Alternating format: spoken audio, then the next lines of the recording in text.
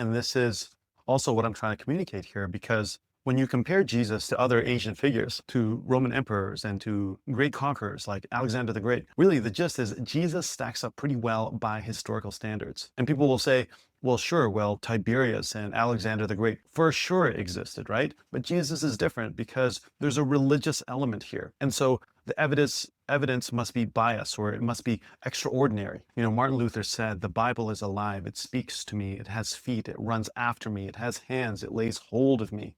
And the historical Jesus is not an isolated figure.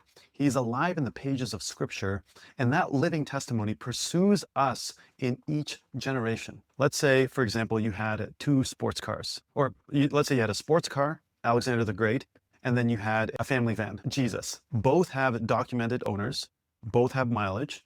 Now, would you trust the sports car record but dismiss the minivan's records just because it's a minivan? Or would you check both sets of paperwork equally? So why would we give Alexander the Great a pass and other historical figures, but we create so much skepticism with Jesus? You know, I'm going to give you a bunch of historical figures, and one thing they all have in common is that Jesus has more written about them than all of them. Alexander the Great, we already talked about that.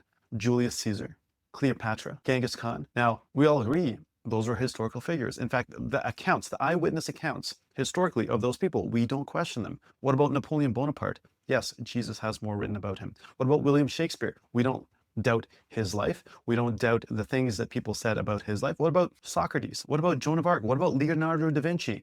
You know, Jesus has more documented about him than all of these historical figures. But are we going to discount the lives of these historical figures and say that what's documented about them is not true? Of course we wouldn't. And we need to apply the same historical criteria to Jesus that we apply to other famous figures. And when we do, we find that his story meets or exceeds the normal standard of reliability. Far from being a second-rate claim, Jesus stands tall in the pantheon of historical attested figures. Jesus claimed this.